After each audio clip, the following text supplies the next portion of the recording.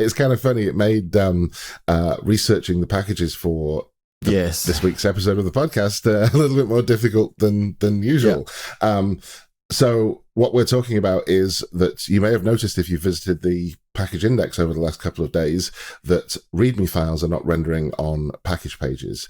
And we had a little bit of technical debt that hit us squarely in the front of in our faces this week.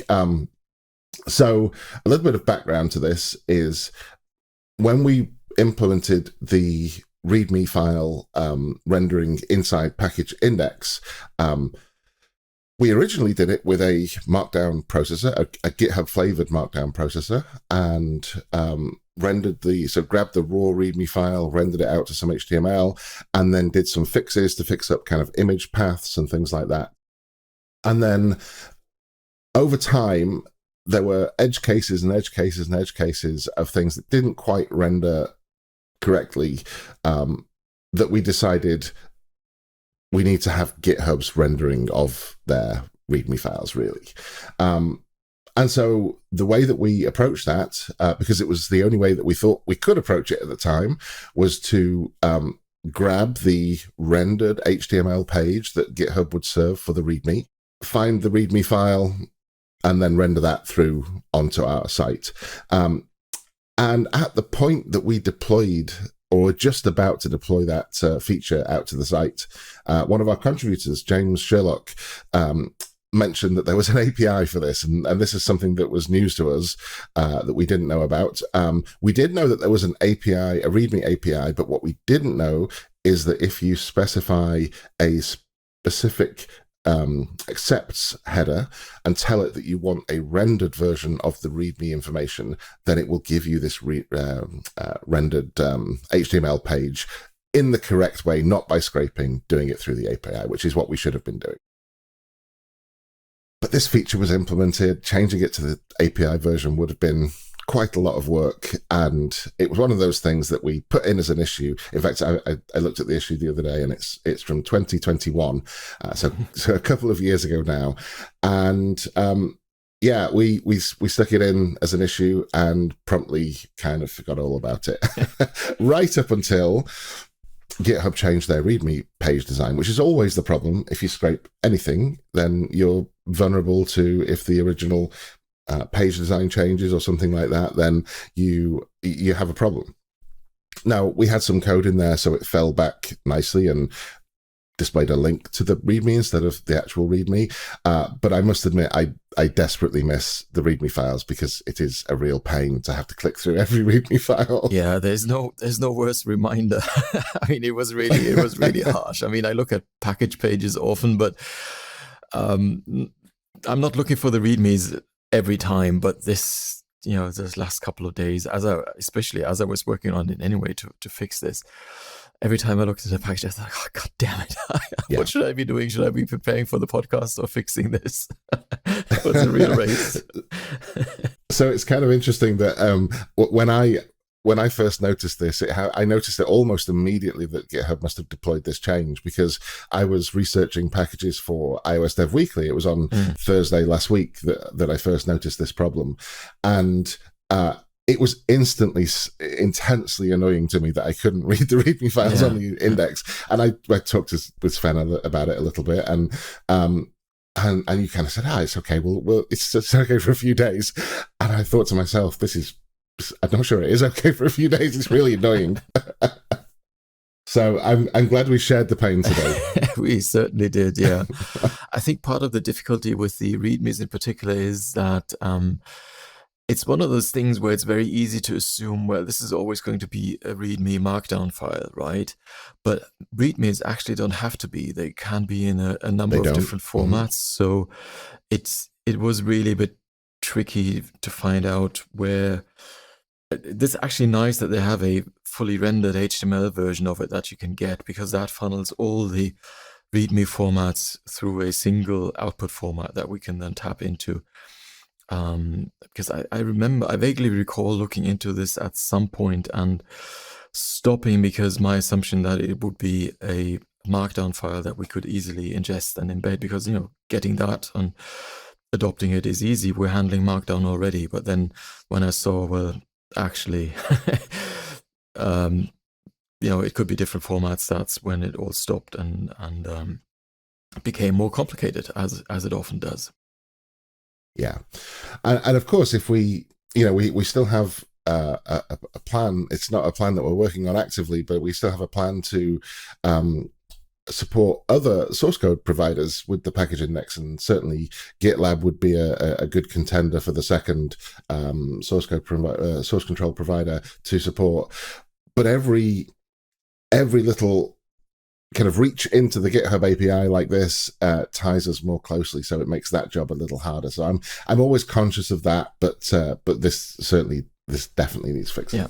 Yeah. I mean, there's to hoping that GitLab, which they have a quite extensive API, we're using them in our build system, so we have some experience with the API, and my hope is that everything will be available, but you never know, right? There's going to be little bits and pieces that are going to be different or not there, and when the time comes, it'll be interesting how that'll pan out.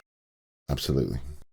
Right, so what other news do we have? I think worth mentioning is that we've crossed 6,000 packages a couple of weeks ago, I think just after we recorded. We did. The last episode. I managed to catch a screenshot of it when it was exactly at 6,000 as well. We didn't have to edit the package list down to 6,000 to make that happen. No, it was pure coincidence that I managed to just glance at it, because I knew that it was imminent, and so I was checking it every day or so, and I happened to catch it when it was exactly 6,000 packages. Well, there's always our left pad package to deal with off by one errors, right? That we can, add and remove as we need. Yeah, and that's a huge milestone. I mean, 6,000 packages. It's not an enormous number by some package managers, and I'm looking at NPM when I say that, but it's certainly not an insignificant number, and it's something that this is 6,000 kind of manually curated packages. This is 6,000 packages that people have said, this is something that I would like people to be aware of. Artisanal packages, yes, you get them here. In Swift's defense with Codable, that nerfed probably around another 20,000 packages that are JSON parsers out of existence. So I think there's a few of those still in there. Those 6K are actually worth a lot. In fact, I did see one, a new JSON package come through this week, actually. There have been a couple, yes, but they do actually earn their existence by adding a couple of extra bits. We talked about one, I think, last time we recorded or the time before, dealing with those little bits where Codable is falling short a bit for the moment, or just in general. Mm-hmm. I do have one other little bit of news that we might want to talk about, and that was a post on the Community Showcase forum on the Swift forums, which just actually before we talk about the specific post, I would like to recommend that people check out that Community Showcase forum. It doesn't get a lot of new posts, maybe 2 or 3 a week, something like that. But I get a huge amount of value out of reading the posts in that forum. It's a great place to learn about what's going on in the community. And I noticed it was actually the week before last, but there's a post by Neil Jones titled "Swift on RISC-V" or RISC-V, which I have been I've been reading the Wikipedia article, and apparently it is pronounced RISC-V. Now, I didn't know a lot about RISC-V, and all I know now is the contents of the Wikipedia article, so I'm far from an expert on it. But it's an open standard instruction set, a reduced instruction set that is being implemented into hardware and things like that. It's been around for quite a while, and Neil is working on a project to bring RISC-V support to Swift. And in his own words, the RISC-V ecosystem is growing at a phenomenal rate, and 2023 will see the introduction of many new and exciting and powerful devices. And it's at first I thought, well, is this kind of some embedded, instruction set that might suit an embedded computing or something like that? But it's the whole range of things. It's from small boards up to really large workstations and things like that. So to continue our talks about platform support, it's looking like we may need an enormous list of platforms at some point if this comes to fruition. Oh dear me. It's just the space on the matrix. It's also, I mean, we just need that stuff. We need testing for that. It's interesting. I mean, it's great to see that Swift is branching out like that. Yeah. What's the vendor? Is that like vendor neutral? Are there specific vendors, multiple vendors that implement machines? All I know is that it's an open standard, and I believe most of the work on it is open source as well. So I didn't see a vendor named when I was reading about it. Well, I think Apple should just be sending us any hardware platform that uses Swift for compatibility testing, and that should obviously include. He tried to angle for a Vision Pro headset. Well, that was I wouldn't say no to that, but I don't believe that runs RISC-V. It's clearly beneficial. Well, but it's a platform we support, so it is, and I've seen a couple of READMEs come through this week that said added support for Vision OS and things like that. So and we should probably mention, because at the time we recorded last time, it wasn't live yet, but we have added that, and it's completed the processing, so we're all caught up. It's all there in the matrix, and you can check there if you're not sure about your Vision OS support of your package. Yeah, so, and obviously depending on what the package is, a lot of them just automatically get Vision OS support if they're not doing anything specific to UIKit or AppKit or something like that. But yeah, you can check your package live on the site as of now. Yeah, exactly. And the final bit we might want to mention is that the macro search is live now. And the way that works is you look for a product macro will list you all the packages that ship with macros. And we'd especially like to hear if you find this useful, if you're using this. We've added a bit of metrics to see if that's being used, because it is, the way we've done it isn't quite straightforward. It's a bit of a performance cost when we compute our materialized view for search. So if there's not a lot of pickup of that, we might actually take that out again at some point if we have other things to add. So it's not a zero cost addition, but it is there. Give it a try, product::macro, to see what macro packages there are. And I think there's a fair few. I think it was a dozen or so that ship macros. I think we've had metrics in there for whether people are using any kind of filters. So not obviously just searches, but filtering searches by platform or Swift version or whatever. And I actually don't know how often any of those are used. My gut feeling would be not very often. A lot, but no. Yeah, that's why I'm curious. And they aren't used a lot. And then the product macro search, is even that's even a smaller slice of that already small. Right. Chunk, and we pay an outsized price to compute that. I mean, it's not terrible, but it's significant. So that's why I'm a bit concerned whether that's a long-lived thing. And it's also the way we had to implement that isn't ideal, because we're actually saying macros are products, which they aren't in the strict sense of the package manifest, because they're actually targets, and we're sort of faking it a bit. It would be easier if they were proper products, but that's really an implementation detail.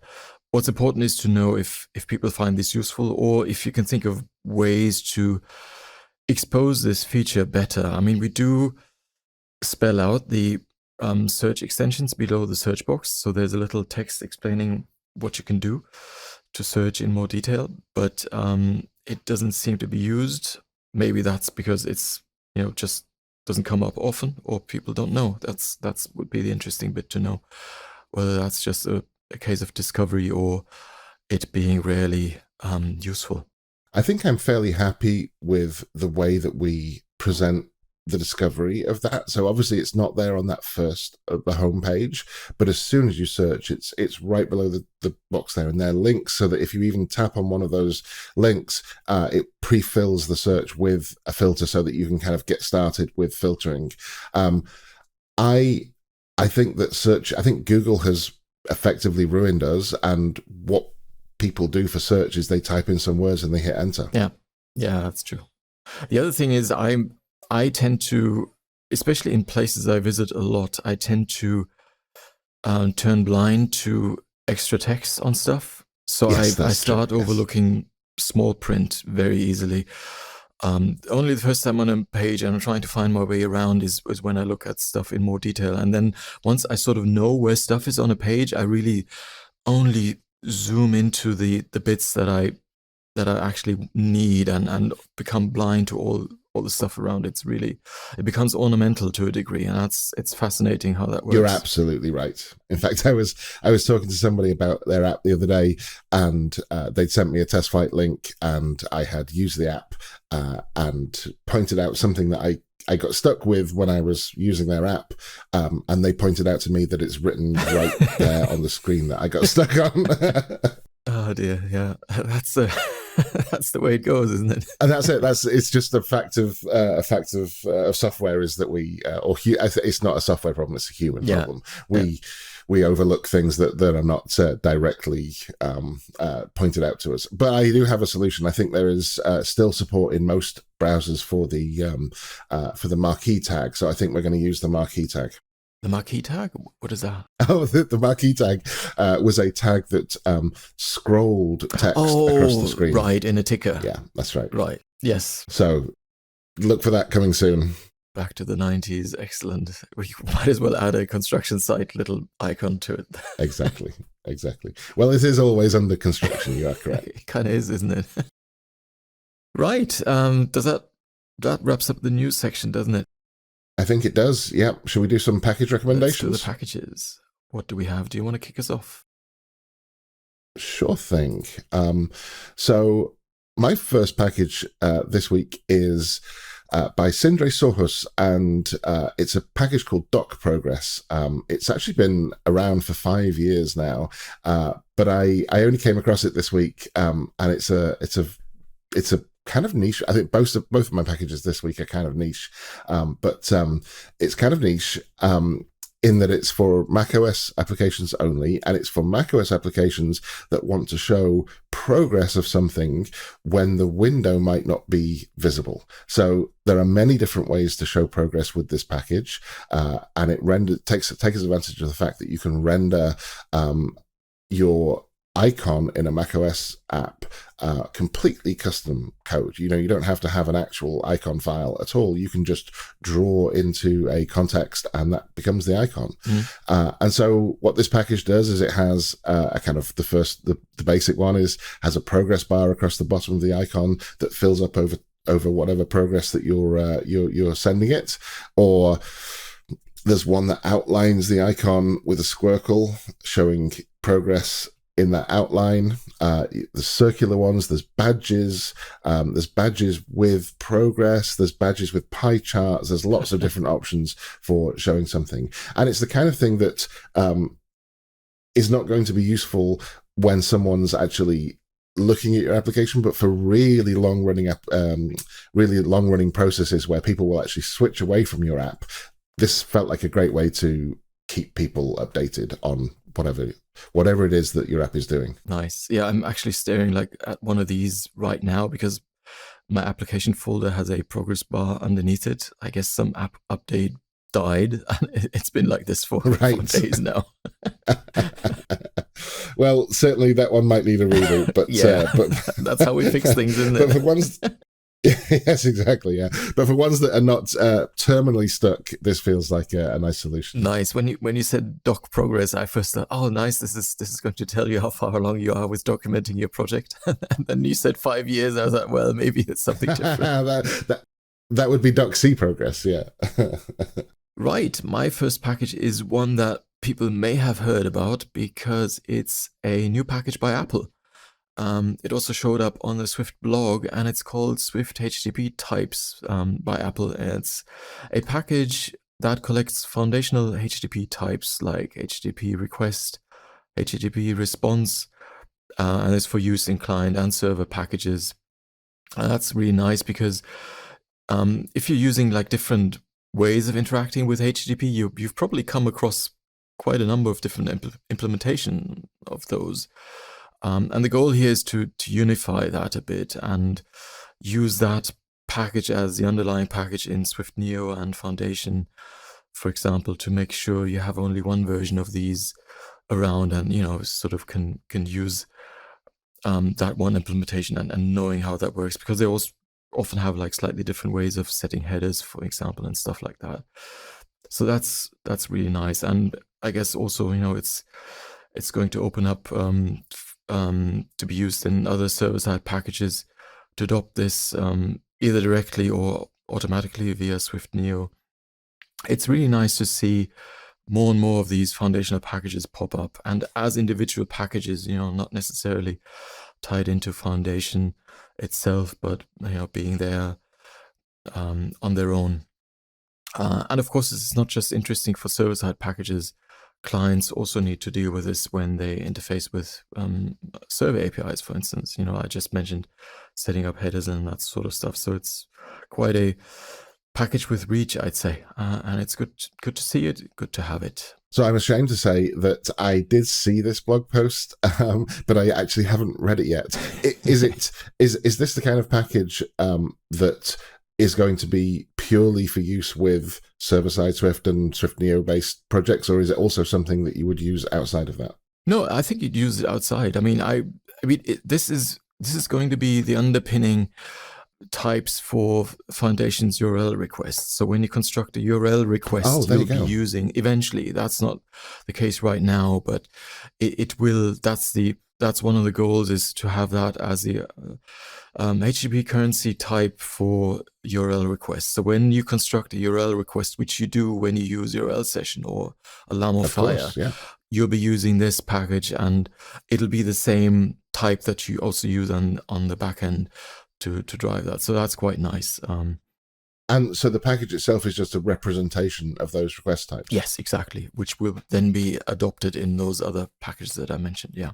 That's great. Well, that's good to see. And it's good to see that things that, because obviously there's the server side of Swift, which is primarily open source or entirely open source maybe. And then there's the kind of Apple side of Swift, which is AppKit and UIKit and Swift UI, which is primarily closed source. And of course, there are some exceptions, like the new Foundation library is completely open source, and that underpins everything in those platforms too. But it's nice to see more things become open source that are going to be used in those platforms. Yeah, absolutely. Yeah. My next package it's a package by Darren Ford, and it's a package that I have confidence that I will probably never. No, I'm not going to say confidence then probably. I have confidence that I'll never use this package.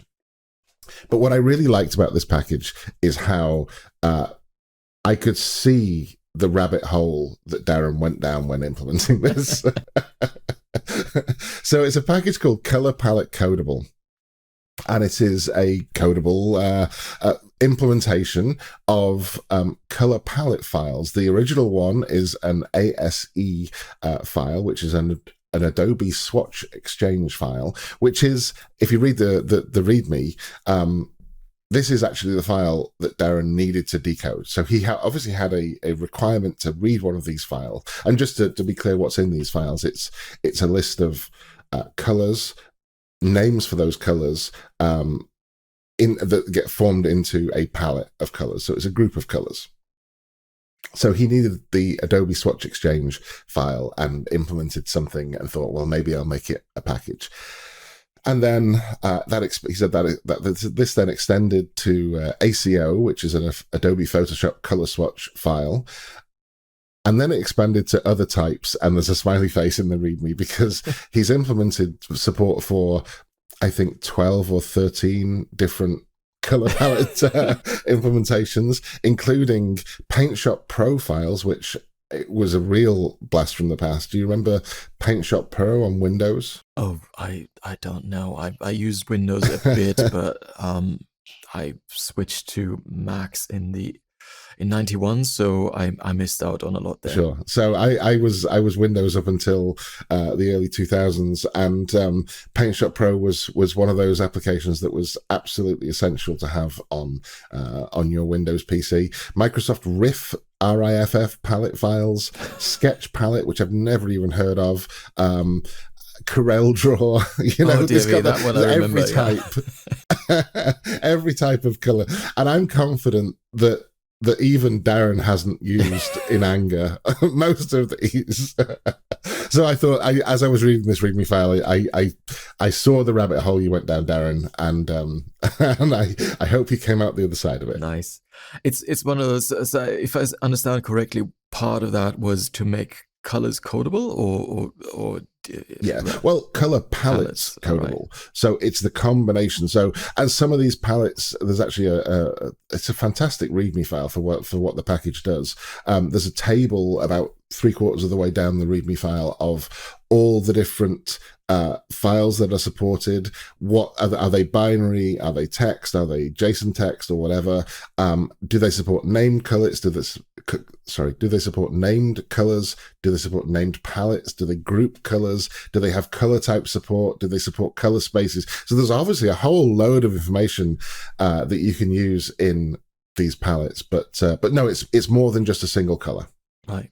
The reason I'm asking is because I saw this pop up in the last week. I think someone went to the labs at WWDC and asked, well, why isn't SwiftUI color codable so they can save color choices to the the defaults, user defaults. And the answer is quite interesting because, naively you think, well, how hard can it be, right? It's just 3 numbers, right? Red, blue, green. Mm-hmm. But the answer was, well, actually, what actually displays depends on your display, right? Calibration, that sort of stuff. So it isn't, and dark and light mode. So a color red is slightly different depending on whether you have it in dark and light mode. I believe there's a variant that SwiftUI gives you depending on context. So that's true. A color is context dependent. So when you save it, how much of that context do you pull in? It's not just that. It's one of these great examples of a thing that seems to be so simple at first glance, where you'd say, well, why isn't this just codable? And then, oh dear me, yeah, well. If you want to learn more about this, Mark Edwards has a 2-part blog post on color spaces, which is well worth the 5 to 10 minutes it would take to read it. Nice. We'll add that to the show notes as well. I find stuff like that so interesting. And I think that's one of those places where sort of experience shows a bit, because you become really a bit more resistant to this. Well, just do this because you've been there a number of times where you thought, well, of course, this is going to be easy, right? And then like days later, you think, oh God, what did I get myself into? And I love this sort of stuff where there's a very, you think, obvious first stab at a thing, and then it opens up this whole world of complexity that is so neatly hidden. And we sort of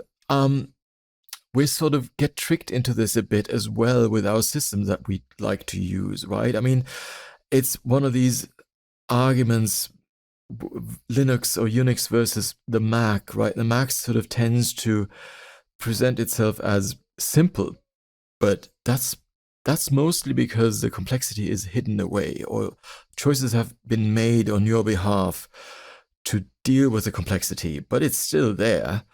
Other systems make other choices and still have that, expose that complexity to you. I mean, it's a trade-off, right? Because some people prefer to deal with the complexity themselves and not be handheld in that way. And I find that really interesting how that's just a fact of life, right? Complexity is just there. It's a matter of how you deal with it, really. Yeah. And color, there's plenty of complexity in color. Oh yeah. So my next package is called Aoxiang by the user with the handle Isaced, ISACED. And Aoxiang is a Chinese term apparently translates into soar or hover. This is a small HTTP web server package. And I think it's interesting, not just in that space where you probably use something more heavyweight than this package, but it's interesting as a prototype or testing tool. Imagine you're writing an iOS app and you need to stand up a service that you can connect to. For instance, if you're testing on device and you have no other or better means of injecting JSON codable structs, for instance, for connecting to, and you can stand this up as an endpoint you control. So typically you might use a Python package, for instance, which has a couple of tools like this where you can easily do this. Or I think Node as well. Node Express is a term that comes to mind. I don't have a lot of experience with Node, but this is sort of the Swift equivalent to that, and that's really nice. I tried this. You can actually run it in a playground, so you can bring this up. It has a nice API, a closure-based syntax, so you can write little root handlers. So it's very easy to stick something in, and then obviously Swift, as an example, is very easy because you can use the same codable structs there that you use in your client app.